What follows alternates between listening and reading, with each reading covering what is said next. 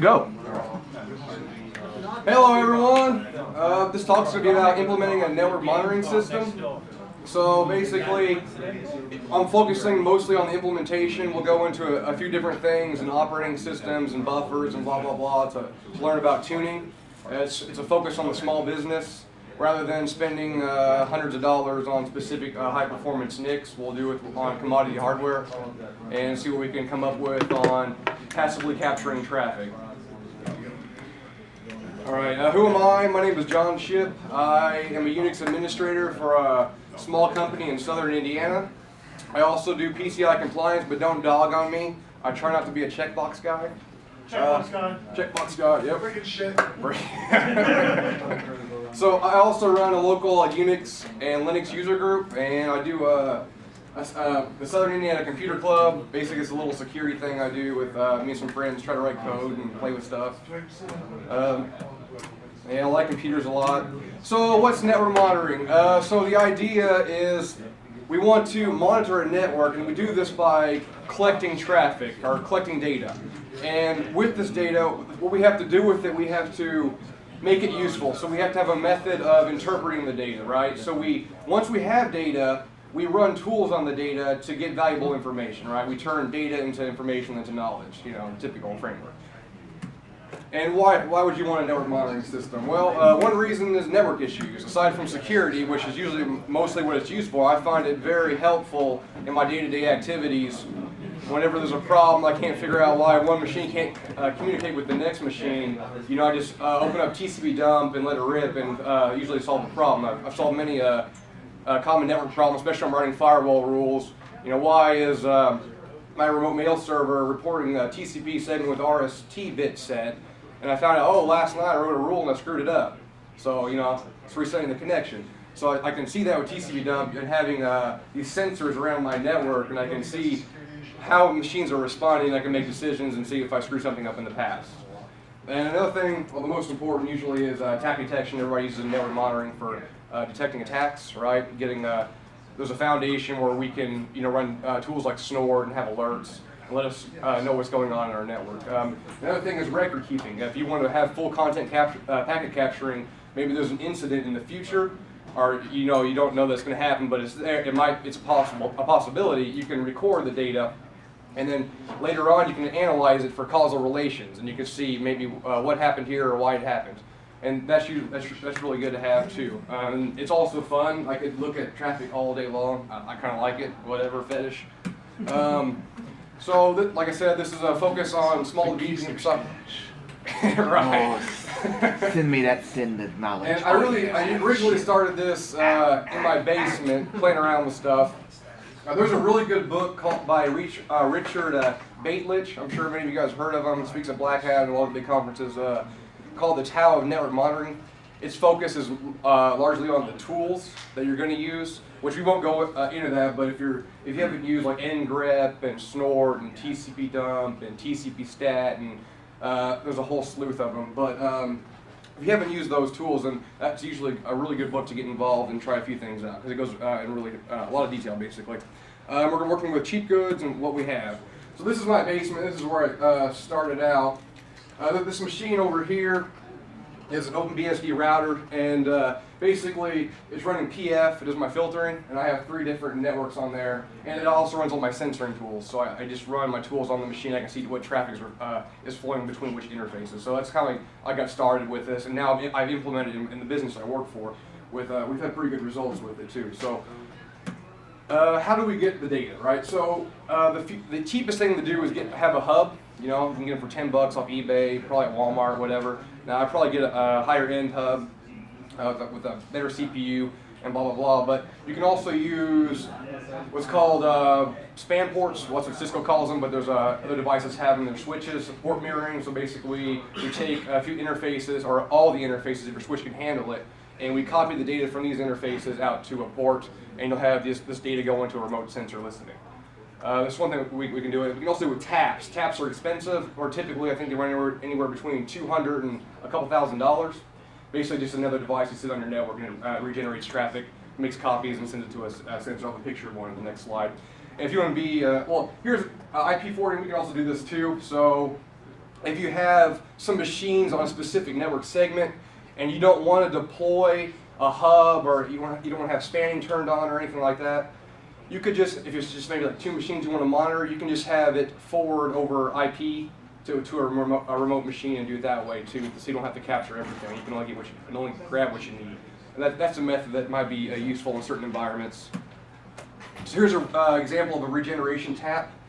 This device is probably about $400, so it comes in on the switch, regenerate out that to the end of the other switch it's going to, and then it copies the data to the analyzing hardware down below, the passive monitoring stuff.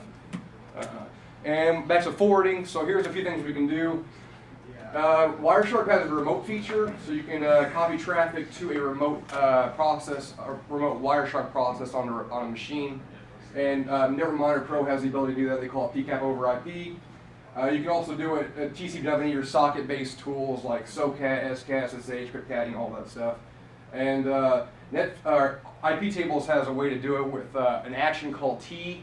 So you can just jump to T action, you can forward traffic out and make copies. And OpenBSD's PF has a cool way to do it with dup2. It's a duplicate action. So it duplicates a certain amount of traffic, or well, based on the rules you set, out to a specific interface.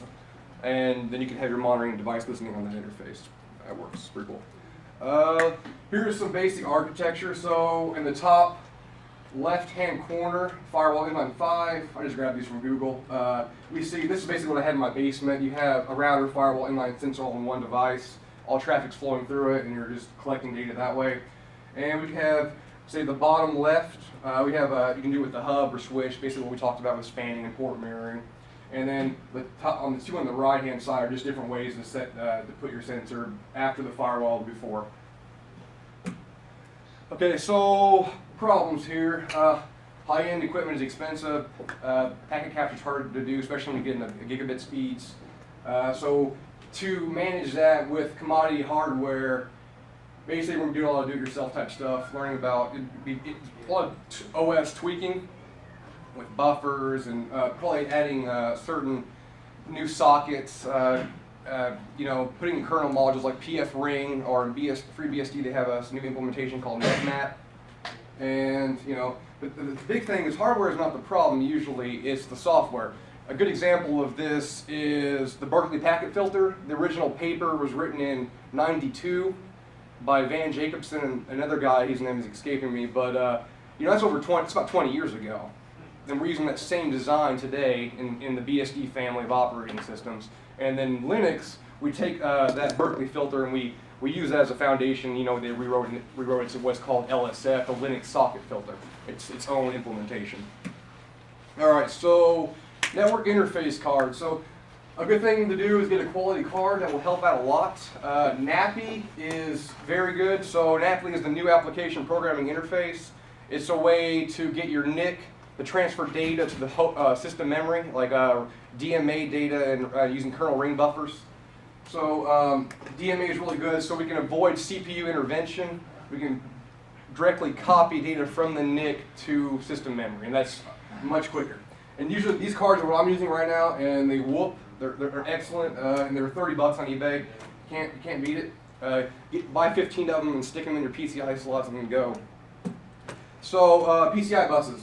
So PCI by itself can actually copy data, or get data at speeds of 120 megabytes a second. So it can do a gigabit Ethernet. But you got to remember that there's other devices listening on your PCI bus. So for every device, you'll have to divide it by how many devices there are, because they'll all be using the same bus, right? So what I'm doing, I'm using PCIX. That's we had a spare server lying around. That was basically what I developed on, or implemented this on. So you probably want at least 1,000 megabits of transfer rate. You got to put in 20% or so on overhead, depending on the bus. But usually that's good. And with you can see that PCIe, if you go down the higher end bus speeds, we can get 10 gigabit Ethernet. So that's pretty nice. So there's something to keep in mind. You probably want to have at least PCIX if you're going to be capturing gigabit speeds.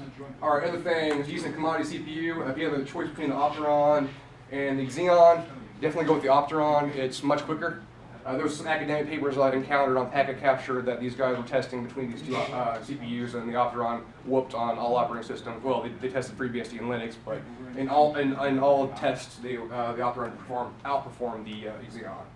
So when symmetric multiprocessing is good, you definitely want that if you don't have it. So we have multiple cores, right? We can put threads on different cores. And if you plan on writing a disk, that will be the bottleneck, and we'll see with my test. I'll show you that. SSD might be the best way for full content packet capturing, but it doesn't have to be. I'm doing it with SATA right now, and I'm not doing too bad. I'm almost zero loss. Okay, typical frame processing. So here's some things that you know about. So when a frame reaches a NIC, the Ethernet preamble is removed, and then the frame checksum sequence is calculated, right?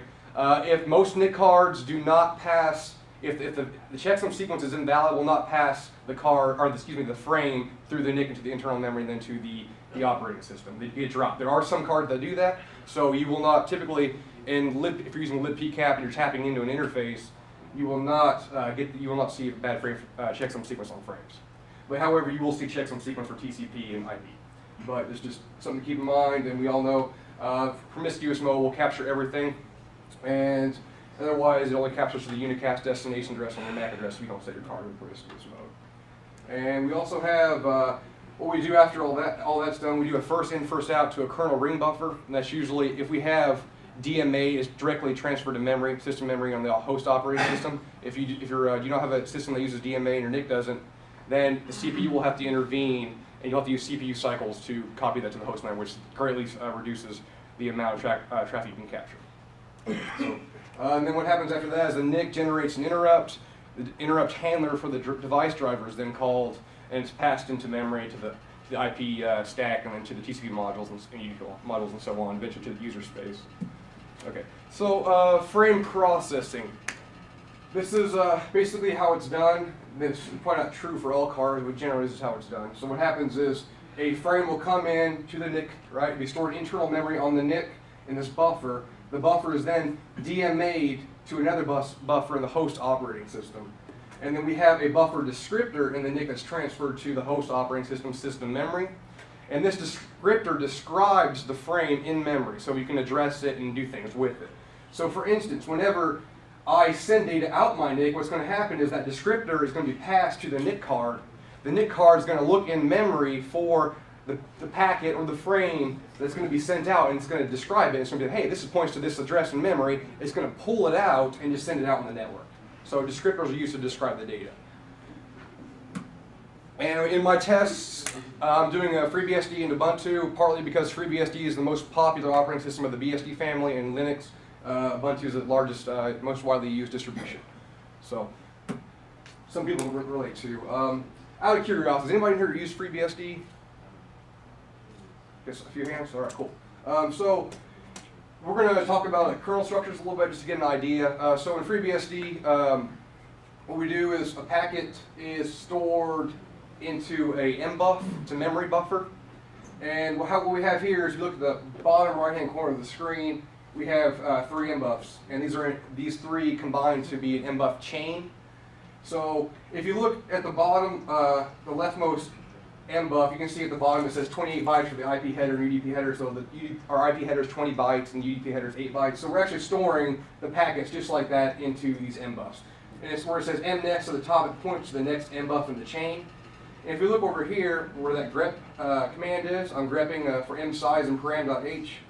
And that's a header file that describes the size of the MBUF, and that's 256 bytes. So we're basically putting, since one MBUF is 256 bytes, if our data is larger than that, we'll have to put it in more than one MBUF. And that's basically what the chain's for. So you just copy packets as many MBUFs as you need. And there's a thing called an MBUF cluster, which is an MBUF that's external storage. It's for packets that do not fit into chains efficiently. So you just store it in a larger buffer called a cluster. And we see that a cluster is 2 megs in size. And an example of this, on my OpenBSD system, if I would transfer a large media files from one interface out to another interface, what would happen is I'd run out of MBUF clusters and my session would die. So I'd have to actually go in the kernel, or I'll use syscontrol and increase the amount of MBUF clusters. I increased it about 20,000. that allowed me to transfer transfer the session without a problem. So you might have to, depending on how much data there is, you might have to increase the number of N buffs. And that is only for host stack processing though. Which we'll get into for high-speed packet capture. We'll need to bypass the host stack probably all the way to get become efficient in packet capture. And you can also, if you're out of curiosity, if you're interested in N buffs, you can view it by looking at netstat-m, and it gives you the amount of N buffs in use and the total that you can use. And in Linux, we actually use what's called an SK buff. And I don't go into the details with it, I still got to look it up, I haven't had time. But this is basically the model. So we have these different SK buff structures, and they still point, you can see how they have nets and previous, and they point to each one where the packets will be stored. And that's described in skbuff.h. Problem. So traditionally what the biggest problem is, packets, every packet that goes through a NIC generates an interrupt. And this is a huge problem because this causes interrupt storms or receive Livelock. So basically we starve the user space application from actually having CPU cycles to process the data. So if TCP dump's running, it won't actually be able to process anything because the computer is so busy handling interrupts, it's going to starve it. And there's a few things we can do now. Most modern cards, you shouldn't have this problem because a lot of modern cards have NAPI. But there's also a thing called device polling, which we'll get into, that can help relieve this issue. And the other thing is context switches. So in kernel, or excuse me, your packet capturing software typically listens in user space. So an issue is you have to copy data from kernel space to user space, back and forth all day long. And that takes more processes out of the CPU, more CPU time. Another thing is system calls. So each system call is pretty heavy.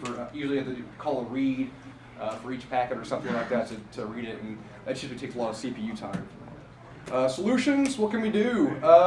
Device polling is a method that we can use to pull the devices rather than have each one generate an interrupt. And I'll show you how to do that. In Linux, that is by default, that's already there. Your card supports it, so you probably won't have any trouble with FreeBSD. If you have an older card, you'll have to turn on device polling. And it's just recompiling the kernel with an option. It's not too bad.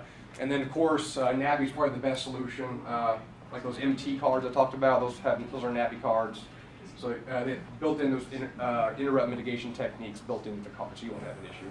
And what else we can do is shared memory, zero copy. So we call this nmap function.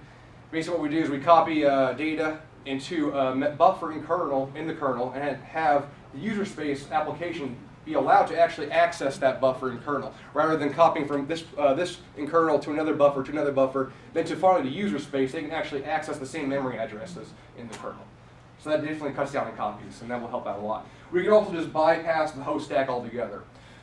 With this comes your applications will not work anymore. Well, if you're going to open a web browser and you're using bypassing the host stack, you won't be able to access any any packets out to the internet or anything like that, because you're actually bypassing IP and the TCP modules in the kernel. So it's only for listening, only for packet capture. So that's something to be aware of. But that's usually how you get the best speeds. And here's some other solutions. These really aren't that big of a deal, but I just threw them in there. Checksum offloading. Most NICs can actually calculate the checksums by themselves, rather than have the CPU do it. Large receive offloads, where the NIC starts dividing the packets and puts them in a large pool of buffers, and sends a stream out to the host operating system. So the NIC does more work, basically. Larger onboard memory sizes is one thing you can do, and you can also have more data descriptors, so you can address more packets at one time. Curious, what percentage of utilization do you see improved by using the checksum offloads? I actually haven't tested that. Okay. Yeah, I haven't had a problem, but I did put that in there because I know that can help a little bit. But I'm going to say, out of just intuition, I'm going to say it's not very much. Because the very early Broadcom chipsets, actually, if you utilize that, that would starve your card, because their checksum, it wasn't fast enough to keep up with the rest of the card. Right. So you ended up, but that's... Yeah, it's going to be mostly experimentation. I couldn't tell you. One thing you got to think about too, though, if your NIC card's really slow, then you might, if your CPU's faster, you might want to have your CPU go ahead and do the checksum, right? That's what was happening with the older Broadcoms when they started introducing this feature. Right. If you turn this on, you would basically throttle traffic down because the silicon in the NIC wasn't fast enough to keep checksum so offload actually slowed you down. Right. Yep. That makes sense. Yeah. So basically, you got to do some experimenting based on whether it's your CPU is the issue or the offloading in the NIT, right? Yeah, I was just curious what the state of the affairs is today. Yeah. Not sure. 10 years ago. Right. Okay. So, anyways, we go back to packet capturing mechanisms. So we have, well, the first one was the CSPF down at the very bottom versus others. That's the Cambridge-Stanford packet filter. That was the first packet filter that was ever designed.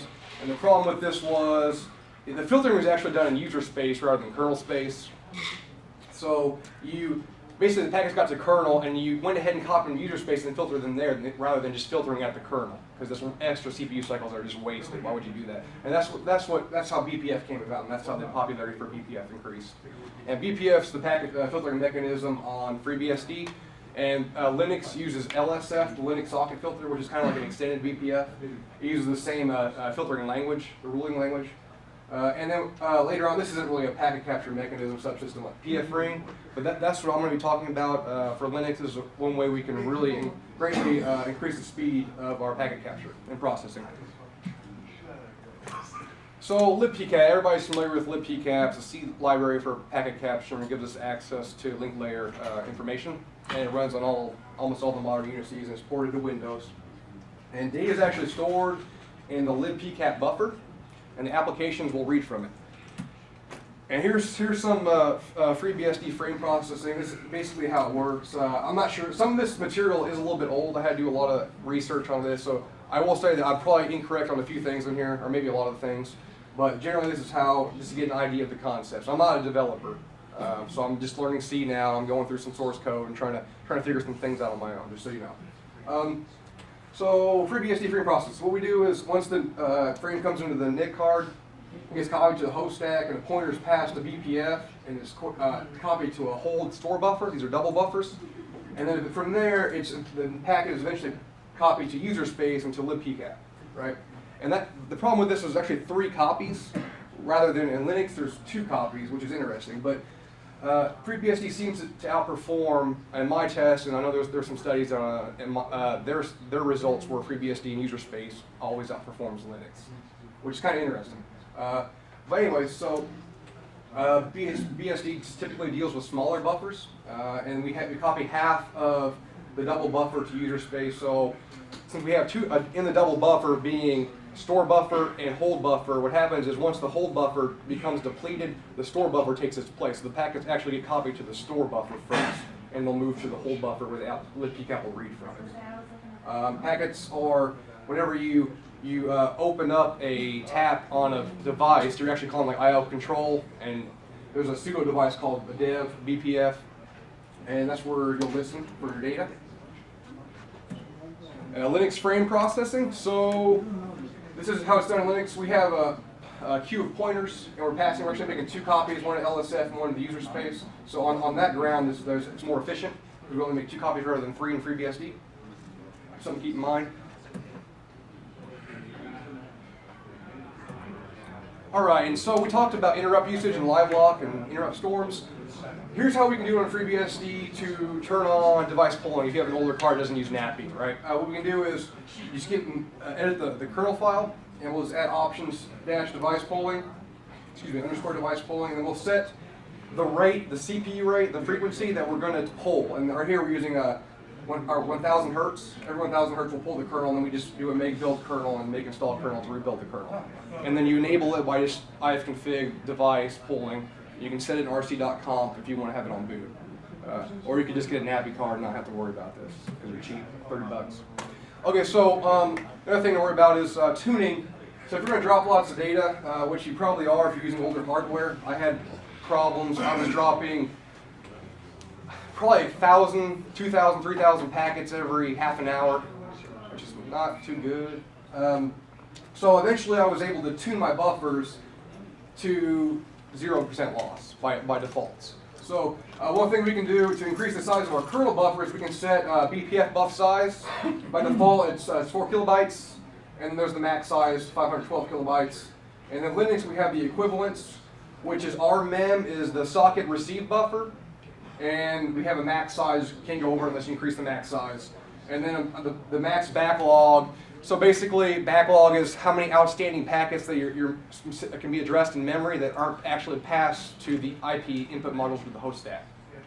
And then if you get into exorbitant numbers, which you probably shouldn't, you can also increase the virtual memory size to increase the amount of the buffers for BPF or RMEM, which I don't think you'll ever have to worry about that. So NIC performance can be really bad. One thing you can do for slight tweaks, if you're just kind of on the margin, kind of on the edge, you might be able to do a few things. If you man your driver, like in FreeBSD, the drivers are named after, or excuse me, the devices are named after the driver. Rather in Linux, there's ETH0, ETH1. If you're using an EM driver in FreeBSD, it'd be EM0, EM1 for each card. We can actually man it and take a look at the driver information. You can give you some things you can tune, some variables, and we can set it like here. For example, my number of received descriptors allocated by the drivers, the default is 256. However, I don't have one of those other two adapters that are listed up there. So I can actually increase my amount to 4,096. So I do that so I have more descriptors. So one thing you can do is just add to bootloader.conf. In Linux, we use etool typically for certain cards that can handle it. Because etool, if you look at the code, there's a driver information for each NIC. And basically, if your NIC isn't supported, you won't be able to do these things. But they support all of the popular cards. So you can also look at find the driver README file, but you can set it etool-g, ETH0 gives you information. I can also set my amount of received descriptors in the same way by just setting the number 4096RX. And here's some of my tests. I did probably each of these about 20 times and just looked at them and said, oh, here's a good number that seems to be consistent with the others. Not very scientific. But anyway, so I'm using iperf, so data's actually going to the host stack because iperf listens on a socket and data's sent to it from another machine. We just send as much as we can. And on my Dell PowerEdge Xeon quad-core 4 GB RAM machine, this machine's like probably about 10 years old too, so just one thing to consider. So if I write with 96 bytes, which is the default in TCP dump, I'm dropping 0% at I'm writing a disk. I'm dropping 0% in FreeBSD, and Linux I'm dropping 8%. And if I'm writing a dev null, I got 0 and 0 for both. That tells me that the disk, writing a disk is a bottleneck right there. So that's one thing you got to consider. And if I'm using the snap length of -S0, so I'm capturing the full snap length of the packets, so 65,000 something bytes, 535. And in FreeBSD, I am dropping about 1.6% of that 6 or so million. And in Linux, I'm dropping 22%. Now, what I did was eventually, after I did these tests, I talked about how I tweaked the buffers. I was able to drop 0% lost in FreeBSD. And in Linux, I wasn't actually able to get it down to 0%. I got it down to 10% by increasing the size of my buffers. And if you're writing a dev null using the full snap length in Linux, it was 0.02%. Were you using 15,000 RPM drives in that Dell, or? Yes, they are. Okay, so libpcap. So there's a few things I actually messed up here. Well, this might have been the slide, but over the weekend I was kind of going through some code like last night and this morning. I found out I made some mistakes. So like I said, be wary of some of the information here. You'll additionally get the concepts down, most likely. So anyways, libpcap initializes its buffer to 32 kilobytes on FreeBSD. If you use the top of the tree libpcap, it's actually 512. Whereas if you're using the one in ports, so you compile it from ports, it's actually 32. What it does is it reads this value, it tries to read a value from BPF buffer size value, and if it fails or it's less than 32 kilobytes, it's going to go ahead and set it to 32 kilobyte buffer, right? And we can go down here and see if you increase the amount of the BPF buffers, your system's going to use those buffers globally. libpcap can then initialize at that buffer size. It's going to read that bigger value. It's bigger than 32 kilobytes. If you increase the value that higher, by default it's 4,000 kilobytes. Or, wow, excuse me, 4 kilobytes. And then we'll default at that buffer, so you have a buffer size right away that's a large amount. And you'll usually want that because libpcap can, or you'll star BPF and won't pass packets to libpcap because it's dropping. Now, another thing you can do is if you don't want to increase the system buffer size, because it does it for all applications, you can just increase the libpcap size via TCP dump with -B, and you can just set the buffer size in there in bytes. Okay, so one thing that's kind of confusing to me, I was like, where the heck are all these numbers coming from? So we have, in FreeBSD, we use netstat to get our drop counts. rather in Linux, everybody uses ifconfig. You can see the drop count in ifconfig, right? So netstat-d gives us the drop mount. I specified that. Oh god. All right. So anyways, we specify the interface, and you can see there's iDrop over there. iDrop 0. This is actually the amount of input drop. This number comes from the device driver itself. Where the drop to the far right hand side, I was like, what the heck is this? Well, it turns out this is actually for the alternate queuing system in FreeBSD, which, I mean, there's pretty much packets going out, so you don't have to worry about this. And we can use netstat-b, capital B, to actually get your BPF buffers. So, like I showed that TCP dump and ntop are both listening on my system, not dropping any. Now, if TCP dump drops some stuff, it'll record it here, because whenever it says drop by kernel, and the TCP dump std error, it basically will tell me, or that number is actually pulled from the same place that netstat-b is pulling from. And that's the same, also the same place where you also get the number from dev, the interface, and the drop count. You can pull that number from there as well. And then those numbers will all be the same. So that's from the device driver, right? So and I showed it at the very bottom, the actual variable that we use to increment the drop count, and that's what netstat calls. Okay, so in Linux, basically we use ifconfig to get our drop count, and ifconfig reads some propnet dev. It gets its number from there, and we can just awk first field and the fifth field in propnet dev to get the drop counts from there. And you can also use etool to query the device driver. Not all cards support the drop count in the device driver, though. It's one thing that was kind of interesting. Mine did, and there's many others that haven't, or don't have that implemented. So, in packets captured, basically this means that packets have made it to TCP dump and they're processed by TCP dump. So that's what we want. Now, if they're received by the filter, they pass the BPF or LSF filter. And drop by kernel, there's not enough space in the kernel buffer. So if you're a BPF and you're dropping, basically that's just telling you that your BPF buffer is overflowing. And the same with LSF. Except LSF does it a little different. libpcap gets its drop count from PF packets, which is actual the pack. If you're using a system, if you're using socket system call, you call PF_packet, and you'll use PF packet dat _ statistics to actually get the drop count from there. And we can see pcap _ stats calls from PS drop. And it also one thing that's interesting is that Linux and true 64 Unix, they can actually get the interface drop numbers from the device driver, which puts it into propnet dev. Okay, enough of the technical stuff. Now we're getting some basic stuff that we can use to increase the speed of our packet capture. So pfring for Linux, it's a kernel module that you build, you'll compile it, and with this we can actually bypass the host stack, and we can get really good speed. This is what I'm using now.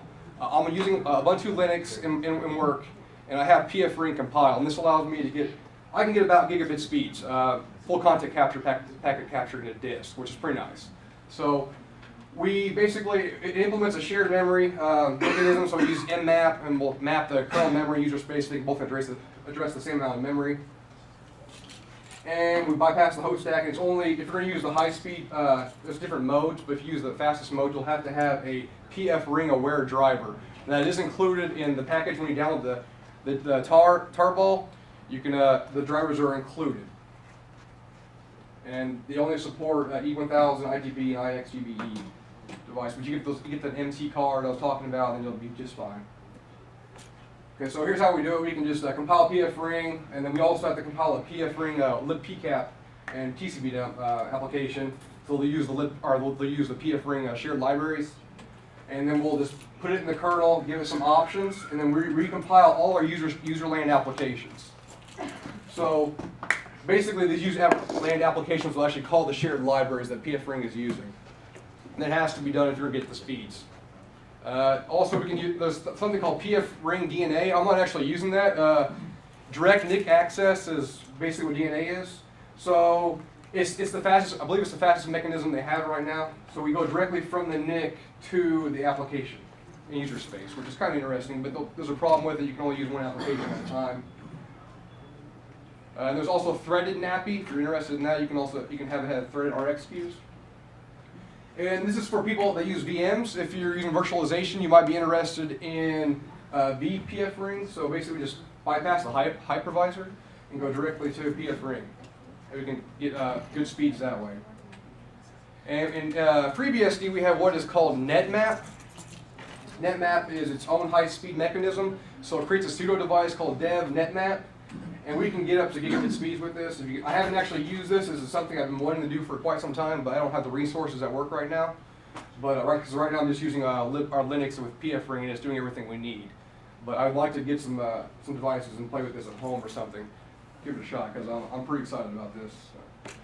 All right, so anyways, other things you can check out is greenmap. It's another FreeBSD mechanism for high-speed packet capture. It uses shared memory. We can also use zero-copy sockets, but you gotta have special device drivers for that in FreeBSD. Linux does have zero-copy sockets that I think work for the most part with almost everything. And you can also download a nmapped shared memory version of libpcap. And typically what we're going to do for interface configuration, FreeBSD we use rc.conf, so you can just set up your interfaces there and pass them the options on boot. And I have 6 NICs in my machine. I'm sniffing pre-NAT, post-NAT, and for my wireless segment and from a few LAN segments. And basically with almost no loss. I was pretty impressed with some of the stuff that came out with it, especially when this machine's like 10 years old. So it's something to consider. We can use, in Linux, we can start interfacing with that interface file. You set your options in there. I didn't post my whole file, but just some things you might want to consider. If you want to capture multicast traffic, you want multicast on. And you shouldn't have, on a passive interface, if you're not sending anything out, you don't want ARP. Why the hell would you have ARP on? So just turn it off. Just some things like that. And you can also do, if you have 2 switches, for instance, and you want to listen, say, switch is hooked to another switch. If you want to use a span port out to the monitor, you have 2 cables, you need 2 NICs for this. What you can do is you can combine these 2 interfaces into a virtual interface. You can use a bonding or bridging. And then so you can just listen on that one interface and get the data from both switches. Here's some useful applications. I got the ones on the top are ones I actually got compiled working well with pfring, snore, ntop, just your standard stuff. And the bottom are things I'm going to work on. I haven't had time yet though. Ntop's a really good program if you haven't used that. So we're going to go on a few applications that you might consider that might be valuable to the organization. Ntop is, I think most people are familiar with this. The Ntop development team is actually the team that does pfring, just so you guys know. So here's my configuration down at the bottom. The important thing on this is the -M, because by default it will aggregate all the data from all your interfaces into one collective entity in Ntop, where I actually want the statistics from each interface, because I had different, I want to know what packets are coming on and what rate on my wireless interface, then to my LAN, I want to know all these differences, right? So I pass the -M to stop aggregation, and then I can just listen on each one. And then you can pass an option to switch NICs. netsniff-ng. So this is a new tool that's out. I actually can write to disk just fine without pfring using netsniff-ng. So we just use the zero copy mechanism, and basically as long as your kernel is compiled with config packet nmap, which it should be, I think that was implemented in 2.4. So I think everybody should or most distributions include that right now, I believe. So you probably could do full contact packet capture with just a netsniff-ng. So that's something to consider. And it writes to libpcap files if you need to, and it can read from them. So that's really nice. So Marty from SourceFire developed this daemon logger tool, which is another tool that basically can be demonized and sits in the background and just full contact packet capturing. Something that's pretty neat. Etherade, this is one of my favorite tools because you can actually get a visualization of what's going on. And I like the laser beam, just like Star Wars or some shit, so that's pretty cool too. IFTop is for session collection. So we can see what sessions are on, HTTP sessions and blah, blah, blah, and see what kind of bandwidth they're pushing. They use a little bar graph. That's pretty nice. You got a few options. You can actually do packets and rather than speed and stuff like that. IPTraps, another big session tool. It can do protocol distribution, statistics, and all kinds of cool stuff like that. And TrofShow is just another session tool that I like. This one I like specifically because there's a session going on like an FTP transfer. I can just find it on there, press enter, and actually I can get the hex values, the ASCII values of the session, and see the actual application data, which I think is kind of cool. TCPIC is another one, so we can actually copy application data to disk. So if there's so we're transferring a file out from our network to a remote system, and I'm actually doing full content capturing. I can actually pull the binary out or whatever it is, whatever file type it is, and write it to disk for analysis when I need to. TCP stat's another one. So we can use a pcap file and actually run TCP stat on and get statistics and nice little charts. Speedometer. Oh, I think this looks pretty. I just kind of include it. I don't really use it, but I don't know. It's kind of cool. So put it up there. BMON, the bandwidth monitor. This is just like speedometer, except it gives you an ASCII chart, graph on bandwidth usage and stuff like that. And it also has a statistic down at the bottom on errors and the amount of frames and package process and stuff like that. And questions, comments, and criticism can be sent to my Gmail account. And I'll actually probably be writing all this up into a guide if you guys want to implement this. This will be probably just an article. I'll post it on one of these, probably both these websites. And if anybody's interested in the academic papers I went through, I assume I got most of it correct. They're stored here on this Network Labs website in a directory. There's many documents there. You can also grab some of that. And if you want the guide, I don't know when I'll have it written, but you can email me, and I will let you know whenever I have it out and email you back if you're interested in implementing something like this. Just basically based off my knowledge. I'm not an expert though, so that's about it. If you guys want to come talk to me later, we can talk about some stuff. Any questions? Are you interested in employment opportunities in Charleston, West Virginia? I don't know. I'm teasing you. All right. But we should talk later. Same. Thanks, John.